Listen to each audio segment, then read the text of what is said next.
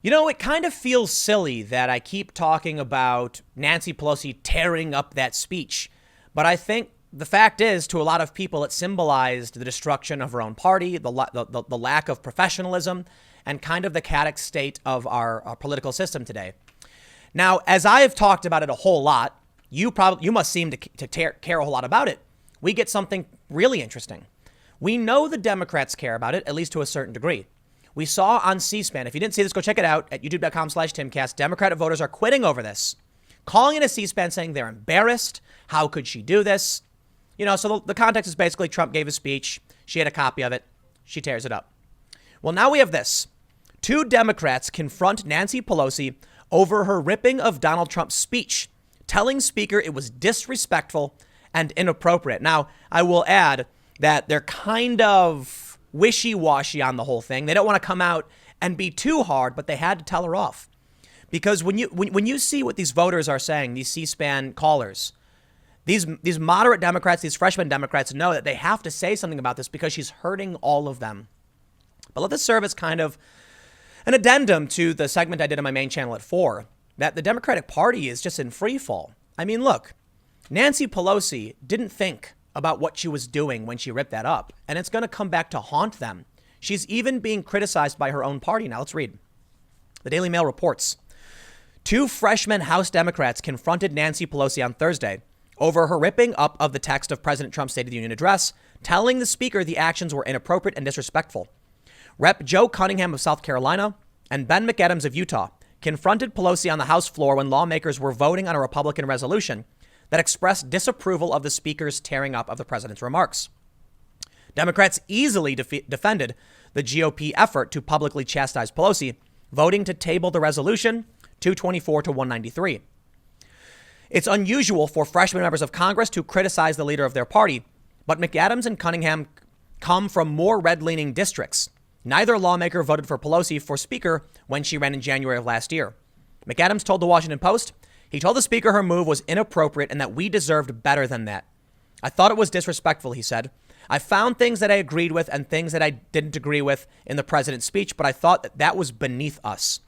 Cunningham said he found some blame on both sides for the partisanship on display at Tuesday's address. Republicans shouted 4 more years when President Trump came into the House chamber to give his address, a chant heard more often at campaign rallies than in the halls of Congress. Look, I disapprove of the president snubbing her handshake. I disapprove of her tearing up the speech. I didn't come up here to amplify it or fan those flames. I came here to extinguish them. But I got to mention this. I don't think Trump intentionally snubbed her handshake. I don't even know if he noticed it. But everyone's using that as an excuse. Watch the tape, man. She reaches out as Trump's already turning, and he may have just been like, too late. I don't know. What am I supposed to do about it? Apparently, they said it wasn't even intentional. Pelosi continued criticism of the president's State of the Union address on Thursday, calling it a reality show instead of a national address and explaining her decision to rip up the copy. I tore up a manifesto of mistruths. I'm sorry. When he talked about the serviceman who was returning home to see his family, or the serviceman who lost his life, or one of the last Tuskegee Airmen, that was part of the mistruths. That's what you were tearing up. Trump set up a trap and you walked right into it. And that's why your own party members are criticizing you. That's why your own voters are quitting. Because what you did was a huge mistake. She says, I don't need any lessons from anybody, especially the president of the United States, about dignity. Is it okay to start saying 4 more years in the House of Representatives? She questioned, referencing the Republicans' chant. It's just unheard of. Is it unheard of for the president to insult people there who don't share his view, as well as to present falsehoods? So no, I think it was entirely appropriate. And considering some of the other exuberances within me, the courteous thing to do. What is that supposed to mean? What are you going to do? Spit on the guy? The extraordinary clash between the two started when Trump snubbed Pelosi's outstretched hand after he came into the House chamber Tuesday night. Full stop, false. Nancy Pelosi did not properly introduce Trump. It is then that she reached out her hand and Trump didn't shake it. Maybe he didn't see it. I don't know. He didn't shake it. But actually, she was supposed to say something like, it is my distinct honor, yada, yada, and she didn't do that.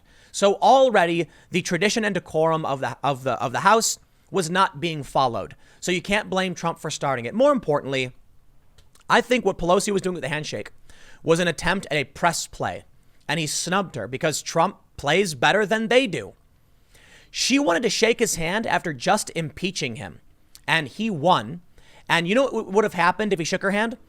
All of the left-wing outlets and all the press would be running stories saying Pelosi power move, forcing Trump standing below her to shake her hand after she just tried to impeach him.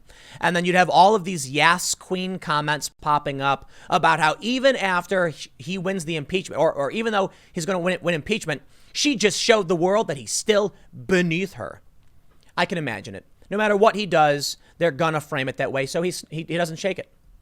They then say, he snubbed her. That's why she tore it up. She didn't introduce him properly.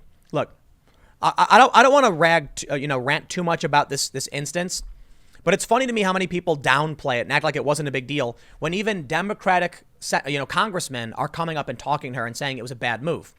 But I would like to add something to this segment about the fracturing and the collapse of the Democratic Party. Because like I said, it's kind of an addendum to the main segment I did. Hillary Clinton doubles down on Sanders' criticism, warns that he's promising the moon. Well, you know what?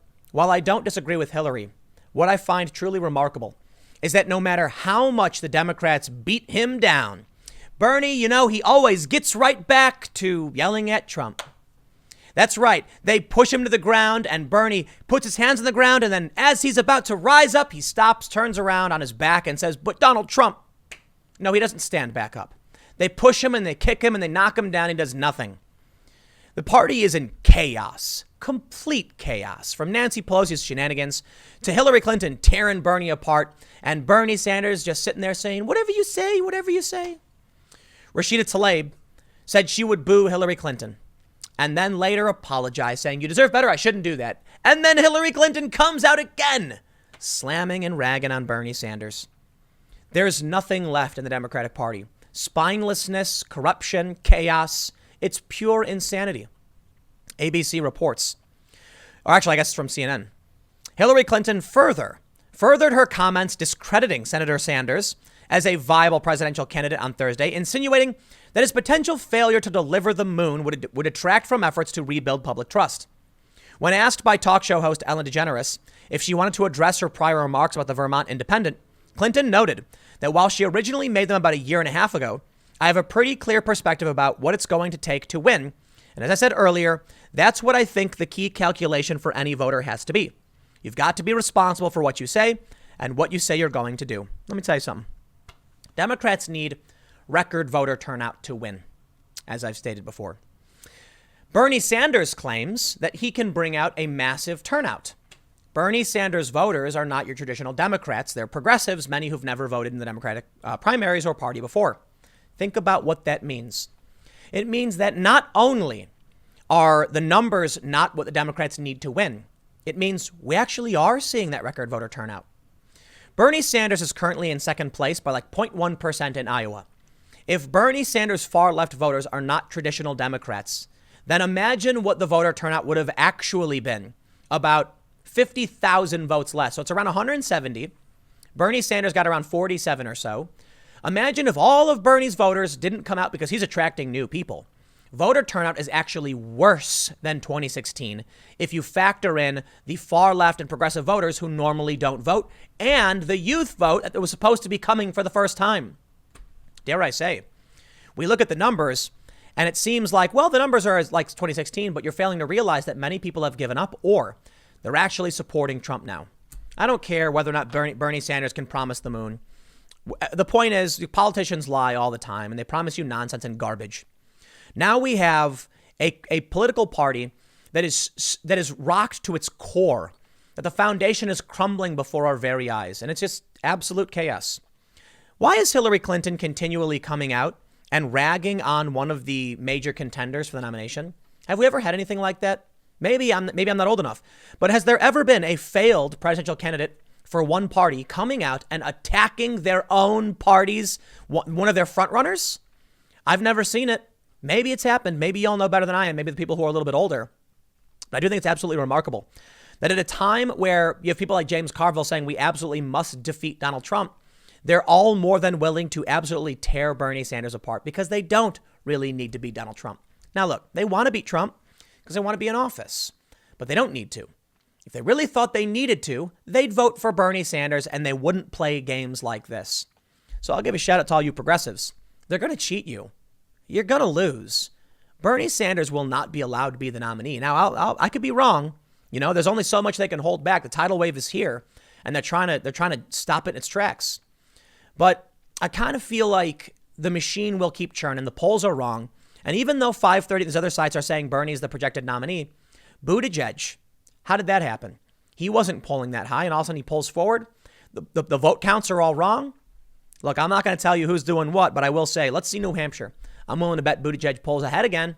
Bernie Sanders once again falls, and they're going to keep pushing the narrative that Buttigieg is the guy who's going to win, and the only one who can beat Trump. He is young, vibrant, moderate. He's the guy. And then what happens after the DNC? Antifa shows up in full force and smashes some windows, throws some bricks, and cracks some skulls. I'll leave it there. Stick around. Next segment's coming up in a few minutes, and I will see you all shortly.